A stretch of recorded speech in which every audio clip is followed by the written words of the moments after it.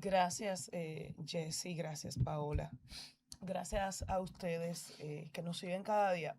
Miren, yo, antes de mi comentario como tal, yo quiero compartir con ustedes una especie de crónica o unos hechos cronológicos a propósito de una sentencia que emitió el Tribunal Constitucional. Esa es la sentencia 073726.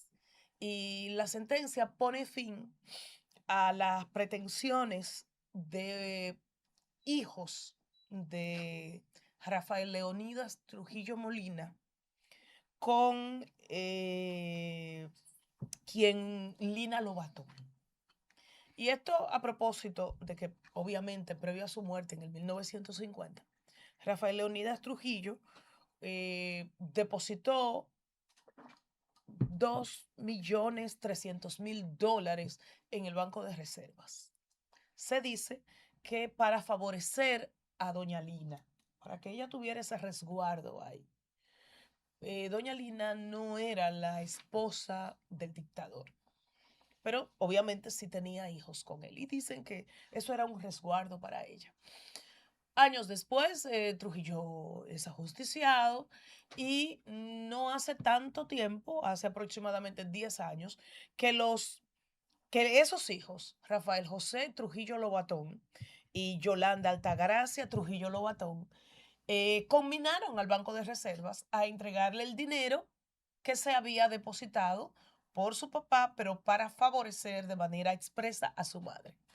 El banco no lo hizo y parte del alegato era que hubo una ley en el año 1962, la 5785, que ordenaba confiscar en favor del Estado Dominicano todos los bienes de los Trujillo, pero no se convencieron, ¿verdad?, de ello. Y los hijos dijeron, no, no, no, no, no, que eso no eran bienes del Estado ni nada de eso, esos bienes me pertenecen a mí porque yo soy el beneficiario indirecto porque la madre de ellos también falleció. Y definitivamente la conclusión posterior, porque llegaron a la Suprema Corte de Justicia, ahí fue que la Suprema Corte de Justicia no solo dijo que los bienes tenían que favorecer al Estado dominicano, sino que dijo algo más, dijo, no, no, no es que tienen que favorecer al Estado, es que esos bienes eran del Estado dominicano. Y si usted pretende utilizarlo para un fin personal, estamos hablando de un uso ilícito. Y se reitera la sentencia emitida en primeras instancias en favor del Estado. No conformes con eso, pues elevaron un recurso ante el Tribunal Constitucional. Te dice, pero ven acá, ¿y por qué tanta insistencia en algo que no hay que ser muy experto para entender que sí, que era del Estado? Ellos insistieron y entonces el Tribunal Constitucional emitió la sentencia 0737 de este año 2026, en el cual declaró inadmisible el recurso de revisión de la decisión más reciente que fue de la Suprema Corte de Justicia. A partir de ahí, pues reitera de manera indirecta todas las valoraciones de la Suprema Corte de Justicia en el entendido de que ese dinero es del Estado Dominicano. Yo pienso que, porque usted puede creer que ese dinero está en una cuenta del Banco de Reserva. Yo estoy segura que ese dinero hace rato que se destinó, ¿verdad?, a otros fines. A la tasa de cuando se hizo de cuando se sometió la reconsideración de la sentencia de primera instancia, cuando se casó en la Suprema Corte de Justicia, estábamos hablando, porque ellos le sumaron intereses, ¿eh? Empezamos con 2.3 millones de dólares, pero a ese año ellos le habían sumado que con los intereses llegaba a 103 millones de dólares. Y que al cambio, en ese momento, era unos 4.400 millones de pesos. Usted sabe las escuelas que se harían con eso. Pero nada, es solo ilustrar cómo, cómo primero tenemos vía de derecho para hacer reclamos, por absurdos que nos parezcan. Hay una vía de derecho para hacerlos. Y los Trujillo la han usado. Y segundo, cómo hay cosas evidentes, hay cosas que la propia ley rige y que sin embargo ciudadanos comunes o ciudadanos de alta alcurnia buscan o consiguen un abogado que les dice, no, no, no, no, no, usted tiene razón, claro que sí, eso se puede. Y a partir de ahí pierde tiempo y dinero. Qué bueno que tanto la Suprema, la primera instancia previamente y ya por último el Tribunal Constitucional fueron extraordinariamente coherentes, utilizaron la lógica jurídica, por supuesto, y también aplicando en el estricto sentido de la palabra todas nuestras normativas, en el sentido de que un bien del Estado, aún esté a nombre de Juan Pérez, es del Estado y eso se mantuvo en el tiempo. Y mucho más cuando lo mínimo que querían era cobrar los intereses, mora y razonarlos al cambio del momento. En otro orden, yo no quiero asustarles a ustedes con lo que voy a decir, pero yo tengo que confesar que yo sí estoy asustada. Y yo me estoy refiriendo a la posibilidad de que en el momento menos pensado, de que cuando usted esté en el baño o cuando esté trabajando o cuando esté alimentando a sus hijos o caminando en el parque o movilizándose por la ciudad o por el campo o bañándose en la playa o vendiendo un plátano o brillando un caldero, no importa el momento. En ese preciso momento la tierra va a temblar. Duro. Y a partir de ahí me asusta, me preocupa, me inquieta lo que usted y yo hagamos en ese momento. Porque lo que se haga es la diferencia entre vivir, quedar atrapado o morir. Entonces, lo que ha ocurrido en Venezuela, lo que ha ocurrido en Colombia, eh, definitivamente tienen que elevar la vara de las alarmas. Usted me dirá, en República Dominicana tenemos el COE, tenemos mandatos legales respecto a cómo construir, tenemos la ONESBIT, que es la que certifica que tal infraestructura pública o privada cumple con condiciones mínimas para resistir un sismo de X nivel, pero me preocupa que no es un tema de conversación. A ley de experiencias, sí tenemos una infraestructura que medianamente está preparada para enfrentar un huracán, un ciclón. Y tenemos la cultura de meteorología, de que viene un ciclón, de que va a llover. Y bueno, no obstante eso, sabemos que el ciclón, lamentablemente, es sinónimo de vulnerabilidad y es sinónimo de tragedia en República Dominicana.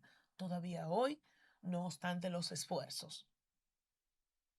Entonces, los fenómenos naturales no son sinónimos de tragedia, no deben serlo. Los fenómenos naturales no pueden ser sinónimo de colapso. Pero en términos prácticos, las sociedades no están preparadas y cada día desafiamos más la lógica humana. Y cada día edificios más altos y cada día proyectos inmobiliarios más retadores. Pero además de eso, cada día pensamos más en lo banal y no más en lo estructural. A mí me preocupa mucho el Cibao, mi Cibao, de donde yo soy, donde vive mi familia.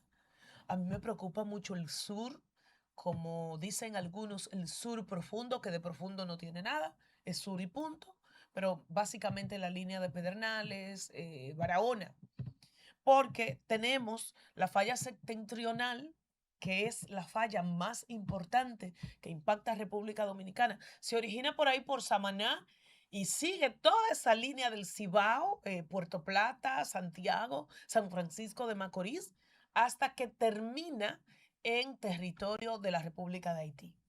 Y la falla Enriquillo, que es en el sur, que es lo propio, afecta mucho Barahona, Pedernales, zonas aledañas y que termina impactando de manera directa también toda esa zona de la República de Haití. A eso usted le suma la llamada fosa de Puerto Rico, entre otras particularidades. Nuestra condición de isla, la fragilidad de todos nuestros microclimas, de todos nuestros ambientes. Yo no quiero asustarlo, más bien advertirlo, más bien que esto pase a formar parte de sus posts, de sus conversaciones, del diálogo en la escuela, pero del diálogo en la familia. Hay algo, por ejemplo, que yo hice en casa. Ya yo tengo identificado, pero no crean que estoy exagerando, no. Yo tengo mi pito al lado de mi cama. Yo siempre tengo agua, una pequeña botellita de agua al lado de mi cama, no un vaso, porque en el terremoto el vaso Se se cae. rompe y se va. No, no, no. Esa agua está ahí. Tengo un foco y yo digo al lado de mi cama porque si ocurre, no puedo andar con eso todo el día tampoco.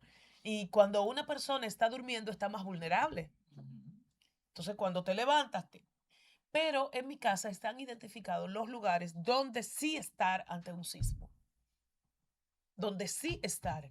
Y mi perrito, como él siempre anda conmigo, pues yo lo cojo y me ubico acá. Si uno no puede correr hacia el exterior, no en todos los casos se puede correr hacia el Así exterior. es. Entonces, empiece a dialogar eso, identifique lugares. Eh, hoy no, pero cuando mi familia vivía en diferentes lugares del Gran Santo Domingo, pusimos un punto central para reunirnos. Hoy no, porque no es necesario, pero vamos a reunirnos en un punto medio. Nuestro punto medio era por las proximidades de la Hermandad de Pensionados de la Policía Nacional, que hay un parquecito por ahí. Ese era el punto medio. Recuerden que estoy hablando del Gran Santo Domingo. O sea, pase lo que pase, si quedamos bien, ahí nos encontramos. Si no nos encontramos ahí, ya imagine lo demás. Integre esto a su diálogo. Si no lo usa, excelente. Pasa como con el seguro. La mejor inversión del seguro es no usarla, pero hágalo. No porque nos gusten los modismos. República Dominicana no está, no es Canadá, no es Estados Unidos, por hablarle de puntos cercanos, donde el impacto de un sismo es prácticamente eh, imposible por sus estructuras de suelo. No, de México hacia acá. Las amenazas están latentes. Mire que Sudamérica tiene más posibilidades que la misma Centroamérica, y en Centroamérica es fuerte. El Salvador, Costa Rica, Guatemala, son zonas muy, muy impactadas por un eventual sismo.